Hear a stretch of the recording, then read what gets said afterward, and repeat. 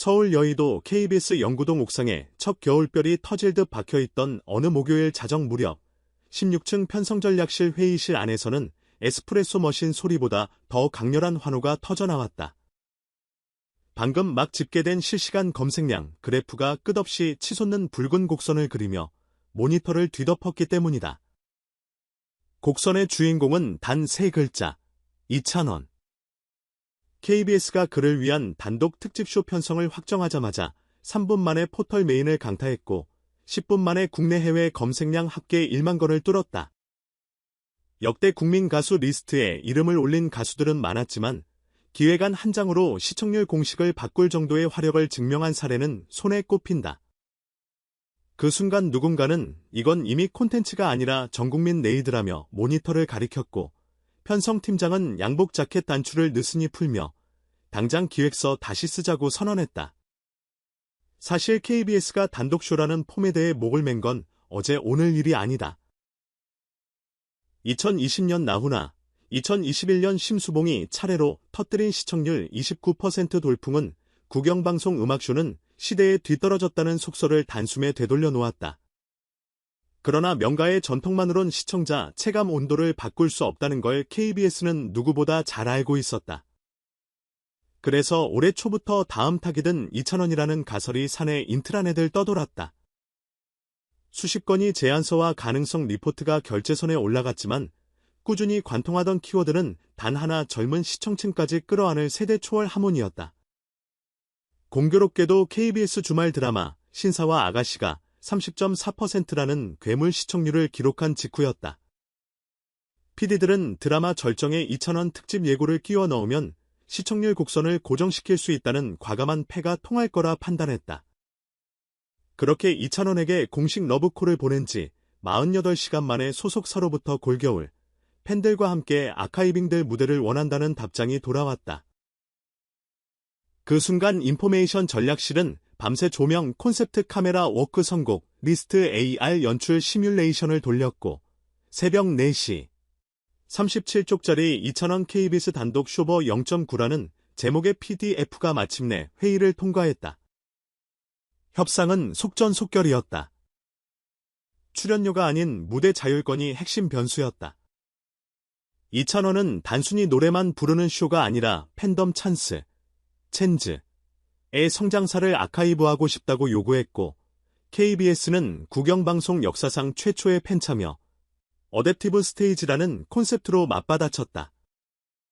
구체적으로 말하자면 모든 관객이 좌석에 앉은 채 스마트폰 앱을 통해 조명 시그널을 보내면 스테이지 LED가 실시간으로 그 데이터를 받아 파도처럼 색을 바꾼다. 다시 말해 한 사람이 푸른색을 선택하면 몇 초 뒤 무대 위 2,000원 뒤편 하늘이 푸른 미러볼로 물들고 누군가가 노란색을 클릭하면 같은 구역 사람들이 만든 별빛이 무지갯빛으로 변주된다.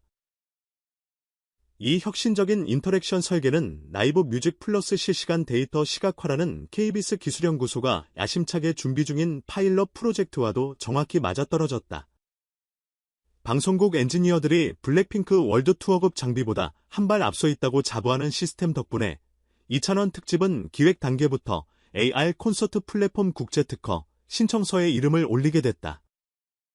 선곡회의는 더 뜨거웠다. 첫 곡 후보만 50여 곡, 편의점을 오프닝으로 넣느냐, 아니면 진또배기로 울컥 터뜨리느냐를 두고 열띤 토론이 이어졌다. 하지만 2,000원은 시작은 뉴트로, 엔딩은 네오 클래식이라는 키워드로 의외의 카드를 꺼냈다. 80년대 발라드 소녀를 펑키한 기타 리프와 함께 리메이크해 첫 소절에 관객이 탑라인을 따라 부르면 바로 이어서 원곡 키로 전환, 네트로 바이브를 살리겠다는 구상. 엔지니어들은 키 변환 딜레이형 1초도 용납하지 않겠다며 DW, 디지털 오디오 워크스테이션, 채널을 도배했고 밴드마스터는 현장 라이브로 가능할까라며 턱을 쓰다듬었다. 결국 14인조 스트링 섹션과 5인조 브라스 그리고 실험 전자음악 두오가 합세의 하이브리드 편곡을 완성했다. 무대 디자인팀은 세계 최초로 360도 프로젝션 마이크 스탠드를 제안했다.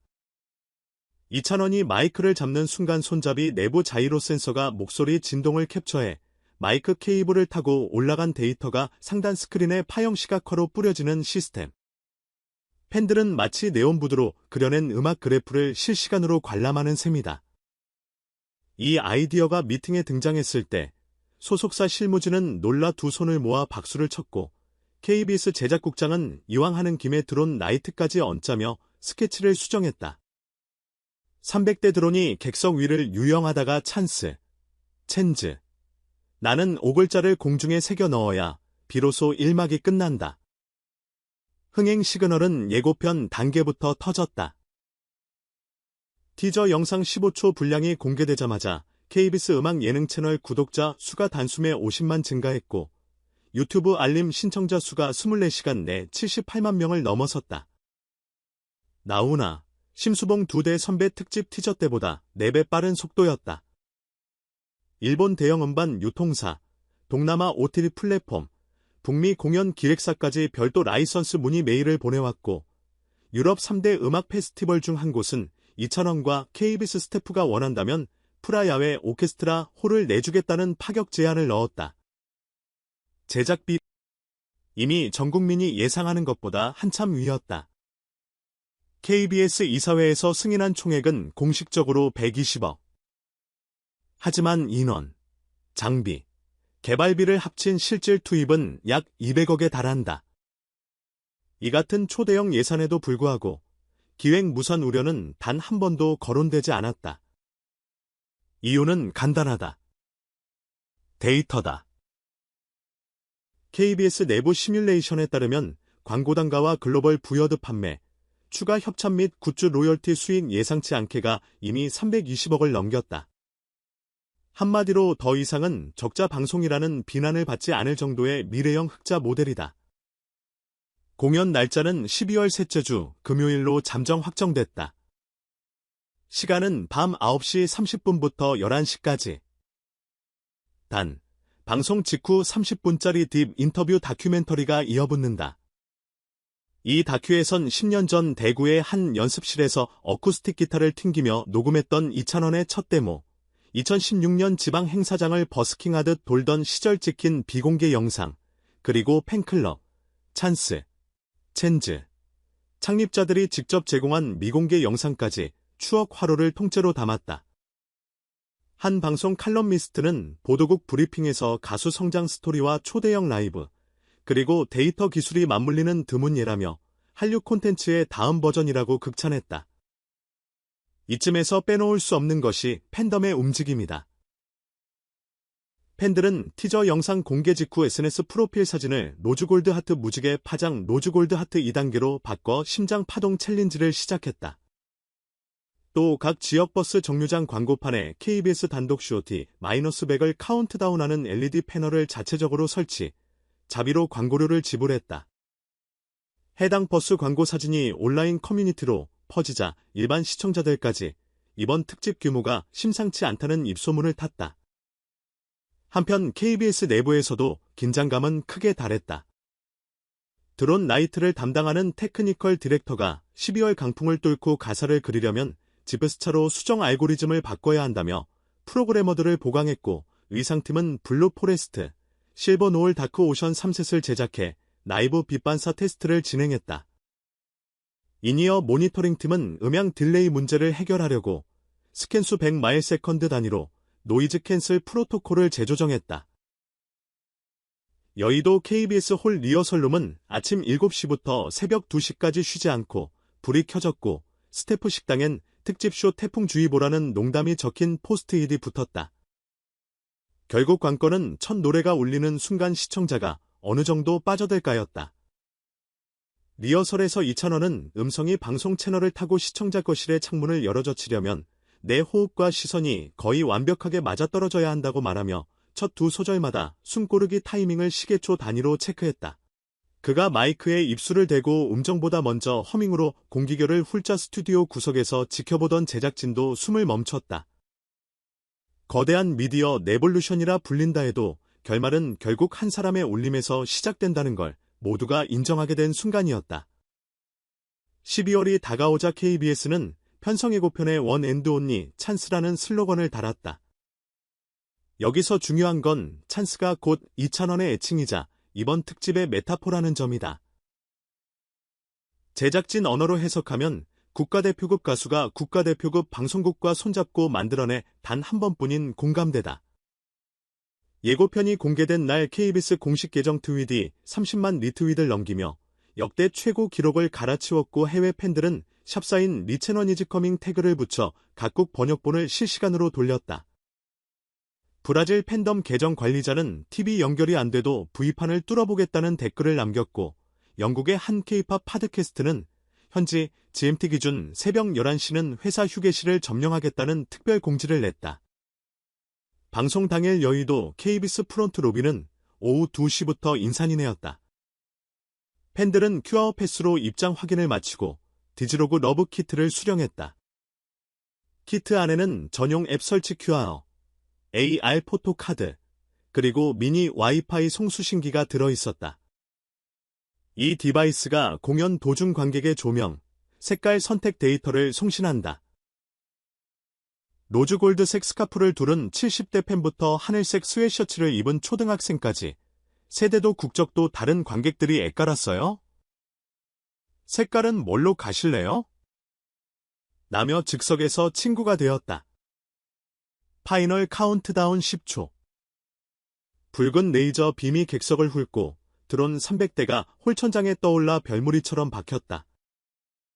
무대 중앙에서 실버톤 마이크를 잡은 이찬원이 집중호흡을 2번 내쉬고 첫 구절 에머러져가는을 던지는 순간 관객 스마트폰 화면은 로즈골드색 물결로 일제히 뒤집혔다. 천장이 열리듯 LED 도미 바다색으로 물들자 전국 시청자는 물론 전세계 스트리밍 시청자가 동시에 음악 파도를 목격했다. 방송 직후 공개된 실시간 시청률은 31.2%. KBS 역사상 음악 특집 최고 기록이었다. 그러나 진짜 하이라이트는 엔딩 크레딧 뒤에 숨어 있었다. 갑자기 암전된 홀천장에서 흰 조명이 한 줄기 떨어지며 이찬원이 마지막 메시지를 남겼다. 이 순간을 함께 만든 모든 사람은 내 노래의 주인공이자 오늘의 진짜 영웅입니다. 그러자 드론이 다시 떠올라 탱크 유라는 문구를 그렸다. 80분의 쇼가 끝났지만 시청자들은 리모컨을 내려놓지 못한 채 화면을 바라봤다. 유튜브 라이브 댓글창에는 이게 방송이야. 영화야. 소파에 앉아있는데 돔 콘서트 한복판이었다라는 반응이 폭주했다.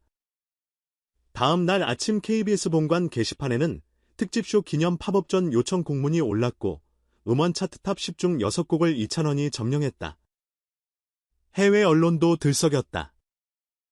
BBC 아트 섹션은 이찬원, 세대를 뛰어넘는 신형 트로트 아이콘이라는 긴 기사로 현상을 분석했고 일본 내시계 방송 칼럼니스트는 J-팝이 잊어버린 국민적 카타르시스를 한국이 보여줬다는 평을 내놨다. KBS는 곧바로 후일담 디지털 다큐를 제작해 더 스토리 윌 리메인이라는 제목으로 오투데이에 공개하기로 했다. 편성팀은 특집 뒤풀이는 끝나지 않았다며 드론 나이트 데이터와 관객 AR 포토 기록을 오픈소스로 배포 해외 방송사가 벤치마킹할 수 있도록 지원할 참이다. 이찬원은 방송이 끝난 뒤 공식 팬카페에 이렇게 적었다. 빛을 지켜주신 여러분 덕분에 무대가 완성됐습니다. 이제 빛은 더 먼 길을 함께 찾으러 떠납니다. 코멘트 창에는 10만 개 넘는 로즈골드 하트가 줄지어 달렸다. 그리고 KBS 제작진은 다음 프로젝트 보드에 이런 메모를 남겼다. 새로운 시대. 새로운 형식. 그러나 핵심은 언제나 한 사람의 목소리. 이렇듯 단 한 번의 기획이 폭발시킨 파장은 영상이 꺼져도 사라지지 않는다. 누군가는 재방송을 틀어놓고 누군가는 셋톱박스 캐시를 삭제 못하겠다며 리모컨을 내려놓지 못한다. 밤새우고 출근한 회사원은 커피잔 위에 로즈골드 하트를 그려놓고 해외 팬들은 다른 나라 언어로 우리의 찬원이라는 태그를 번역해 돌린다. 음악은 겨우 3분짜리라지만 1초당 1만 명의 심장이 동시에 뛸 수 있다는 사실을 다시 한번 증명한 밤, 그리고 그 밤을 기억하는 한. KBS와 이찬원의 이름은 앞으로도 과거형이 아니라 진행형으로 남을 것이다. 결국 모든 혁신은 전통과 맞잡은 손끝에서 태어난다. 이찬원이 첫 음소를 내뱉는 순간까지 그를 위해 직접 스마트폰 조명을 들었던 수백만 시청자의 떨림. 그 떨림이 여의도 한강 바람을 타고 전국으로 세계로 번져나가며 말한다. 쇼는 끝났지만 우리의 이야기와 노래는 이제 막 일절이 지나갔다.